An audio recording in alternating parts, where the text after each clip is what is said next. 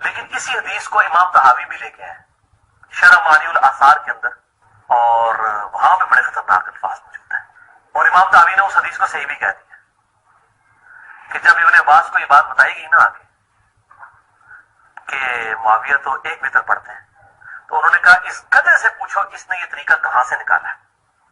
یہ الفاظ ہیں ابن عباس کے، اور امام طحاوی نے اس کی توثیق کی ہے. یہ میں اس لیے کہہ رہا ہوں کہ میرے امام طحاوی پہ بھی رافضیت کا فتویٰ لگائے، المتوفا 321 ہجری والے سنت کے امام ہیں، ابن عباس پہ بھی لگائے. انہوں نے الفاظ یہ ضعیف کرنے کی ثابت کرنے کی کوشش بھی کریں گے. میں پہلے بتا رہا ہوں کہ ضعیف کریں گے تو طحاوی مر جائے گا، طحاوی نہیں پھر سنی رہتا.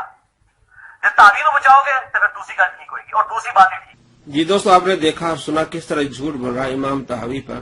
امام طحاوی نے اس حدیث کو صحیح کہا اور توثیق کی ہے. نعوذ باللہ من ذالک کی جھوٹ بول رہا ہے. پہلے آپ کو میں نے 60 اس کے جھوٹ دکھایا، پھر 7 اور اب میں آپ کو 3 جھوٹ اور دکھانے والا ہوں. اس کے ہو جائیں گے 70 جھوٹ. دیکھیے شرح معانی الاثار 17-19 نمبر حدیث ہے، آپ کے سامنے ہے. فقال ابن عباس من این ترا اخذ الحمار. ابن عباس نے فرمایا کہ اس حمار نے یہ بات کہاں سے لی. کہیں آگے پیچھے آپ دیکھ لیں حدیث کے، امام طحاوی نے اس کو صحیح نہیں کہا، نہ اس کی توثیق کی، بلکہ اگلی حدیث ہے. اس حدیث میں جو 17-19 ہے اس میں ابو غسان راوی اس کی توثیق نہیں، اس لیے ضعیف ہے. تو اس نے پہلے ہی کہہ دیا کہ اگر اس کو آپ ضعیف کہیں گے تو امام طحاوی مر جائیں گے. نعوذ باللہ، اگر کسی محدث کی حدیث ضعیف ہے تو وہ مر جائے گا. امام بخاری رحمۃ اللہ علیہ نے کئی احادیث ضعیف لکھی ہیں الادب المفرد میں، تو ان کو ضعیف کہنے سے کیا آدمی مر جاتا ہے، وہ آگے میں اس کی تفصیل بیان کرتا ہوں. اب اسی میں آگے حدیث ہے 17-20 دیکھیں. حدثنا ابو بکر، یہ سند بالکل ٹھیک، اس میں سارے راوی سیکھا ہے. اس میں کہتے ہیں امام طحاوی فذکر باسنادی مثل الا انه لم یقل الحمار، کہ اب جو صحیح جو سند ہے اس میں حمار کا لفظ نہیں ہے. تو امام طحاوی نے حمار والی جو حدیث اس کو صحیح نہیں کہا، بلکہ اس حدیث میں کہا کہ اس میں حمار کے الفاظ نہیں ہیں. اور آخر میں کہا ابن عباس کی جو روایت اس میں کہ ابن عباس 3 رکعت پڑھتے تھے وتر. تو اختلاف ہو سکتا ہے، لیکن اس انداز سے آپ بات کرنا کہ امام جو ہے طحاوی نے صحیح اس کو کہا، اس کی توثیق کی ہے، نعوذ باللہ من ذالک، یہ سارا جھوٹ اس کا. یہ 68واں جھوٹ ہے اس کا.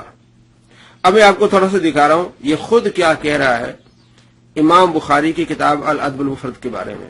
بدقسمتی کی بات کہ یہ حدیث امام بخاری کی جو کتاب ہے الادب المفرد اس میں بھی موجود ہے انٹرنیشنل نمبر کے مطابق 936 اور 946 نمبر، کہ نبی صلی اللہ علیہ وسلم نے فرمایا جو شخص اپنے نسب پر فخر کرے اس کو کہو کہ اپنے باپ کا عضو تناسل کاٹ کے اپنے منہ میں رکھ لے.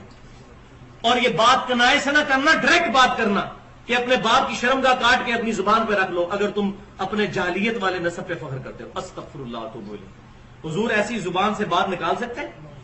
تو مانے بےمان ہو جائے اس حدیث کو مان کے، تو مانے بےمان ہو جائے اس حدیث کو مان. جی دوستو، آپ نے دیکھا کہ الادب المفرد میں ایسی حدیث ہے کہ کیا آپ صلی اللہ تعالی علیہ وآلہ وسلم ایسی بات بیان کر سکتے ہیں؟ نہیں کر سکتے. تو مانے ہو جائیں بےمان اس حدیث کو، یعنی حدیث موضوع من گھڑت ہے.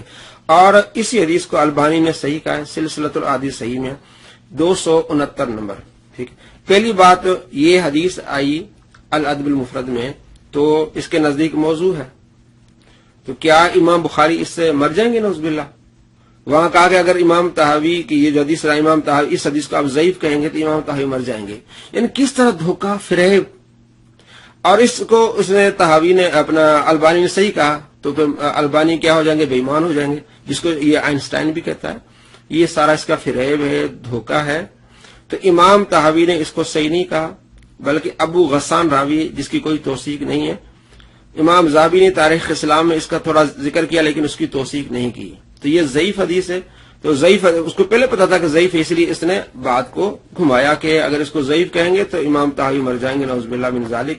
تو ضعیف حدیث اگر کسی امام نے لکھی تو امام مر جاتا ہے، وہ آپ کو میں نے بتایا.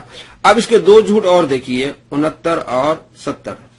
میں آپ کو یہ بخاری سے حدیث بتاتا ہوں، خطرناک اس حوالے سے کہ جائز ضرور ہے لیکن پسندیدہ نہیں ہے. یہ سن لیں آپ حدیث بخاری میں 3764 اور 3765 کہ لوگوں نے ابن عباس رضی اللہ تعالیٰ عنہ کو شکایت کی کہ حضرت امیر معاویہ رضی اللہ تعالیٰ عنہ صرف 1 رکعت وتر ہی پڑھتے ہیں. یہ شکایت کی گئی ابن عباس کو، تو انہوں نے فرمایا کہ معاویہ کو چھوڑ دو، وہ خود فقیہ اور سمجھدار ہیں، انہوں نے نبی صلی اللہ علیہ وسلم کی صحبت کی ہے، یعنی ان سے الجھنے کی ضرورت نہیں ہے، وہ صحابی ہیں، اگر وہ یہ کر رہے ہیں عمل، اس کو جائز سمجھتے ہیں تو اس میں کوئی حرج نہیں ہے، ایک رکعت بھی پڑھی جا سکتی ہے۔ لیکن دیکھیں اس کو معیوب کتنا سمجھا صحابہ نے، شکایت کی کہ یہ دیکھیں حضرت معاویہ، یعنی اس کا مطلب کوئی اور پڑھتا ہی نہیں تھا ایک وتر۔ اور ویسے میں نے جب سے یہ حدیث پڑھی ہے نا، اس کے بعد میں نے پھر کبھی کبھار پہلے میں ایک وتر پڑھتا تھا، ہوں میں کدے بھی نہیں ہو گیا، کدے ایک ہی وتر نہیں پڑھا، میں کہا ہوں تو میں پڑھ نہیں ایک وتر، کیونکہ معیوب سمجھا جاتا تھا نا۔ جی دوستو، آپ نے دیکھا اور سنا کہ لوگوں نے حضرت ابن عباس کو شکایت کی، یہ بھی جھوٹ، اور صحابہ کرام اس کو معیوب سمجھتے، یہ بھی جھوٹ۔ اختلاف ہو سکتا ہے صحابہ کرام علیہ رضوان کا، حضرت ابن عباس رضی اللہ تعالیٰ عنہما 3 وتر پڑھتے تھے، ہم بھی 3 پڑھتے ہیں، اناف 3 پڑھتے ہیں، لیکن اختلاف کا مطلب یہ نہیں کہ آپ اس طرح جھوٹ بولیں، حدیث پر جھوٹ بولیں۔ حدیث آپ کے سامنے 3764، ابن عباس کے پاس ان کا غلام آیا، اس نے آ کے بتایا تو ابن عباس نے کیا فرمایا، دعاہو، انہیں رہنے دیں، فإنه بے شک قد صاحب رسول اللہ، اس نے نبی صلی اللہ علیہ وسلم کو صحبت اختیار کی، وہ صحابی رسول ہے، آپ اس کو رہنے دیں اگر ایک بھی پڑھتا ہے۔ تو یہ ہوتا ہے اختلافی بات پر رویہ، اور اس نے جو رویہ اپنایا کیسے کہ میں چھوڑ دی، میں نے ایک، اب میں جو ہے وہ ایک نہیں پڑھتا، اور جس انداز سے نے جھوٹ بولا کہ صحابہ کرام علیہ رضوان اس کو معیوب سمجھتے تھے۔ اگلی حدیث دیکھیں، حلق قیل لابن عباس، ابن عباس رضی اللہ تعالی عنہما سے کہا گیا، تو کہا گیا کہ شکایت کی گئی، جسے آپ کسی پوچھتے ہیں کہ یہ ایک رکعت پڑھتے تھے، اس کو آپ شکایت کہتے ہیں؟ ہر کسی نہیں۔ تو آپ کو بتایا گیا کہ امیر معاویہ رضی اللہ تعالیٰ عنہ ایک رکعت پڑھتے ہیں، تو آپ نے کیا فرمایا؟ فرمایا انہ فقیہ، وہ فقیہ ہے، یعنی ایک رکعت پڑھتا ہے وہ خود فقیہ ہے۔ تو اختلاف ہو سکتا ہے صحابہ کرام علیہ رضوان کا کہ ابن عباس 3 رکعت پڑھتے تھے، ہم بھی پڑھتے ہیں، لیکن اس کا مطلب ہرگز نہیں ہے کہ آپ جھوٹ بولیں۔ تو اس سے معلوم ہوا کہ اس کے دل میں بغض ہے صحابہ کرام علیہ رضوان کا، بالخصوص امیر معاویہ رضی اللہ تعالیٰ عنہ کا۔ اور حدیثوں پر کس طرح جھوٹ باندھتا ہے آپ کو میں نے یہاں دکھایا، ایک حدیث پر 2 جھوٹ باندھ دیے کہ شکایت لے کے آئے، معیوب سمجھتے تھے، اور پھر طحاوی، امام طحاوی پر کس طرح جھوٹ باندھا کہ امام طحاوی رحمۃ اللہ علیہ نے اس حدیث کو صحیح کہا، اس کی توثیق بھی کی ہے، اگر آپ اس کو ضعیف کہیں گے تو امام طحاوی مر جائیں گے، نعوذ باللہ من ذلک۔ کس طرح کی منطق ہے؟ صرف دھوکہ اور فریب ہے۔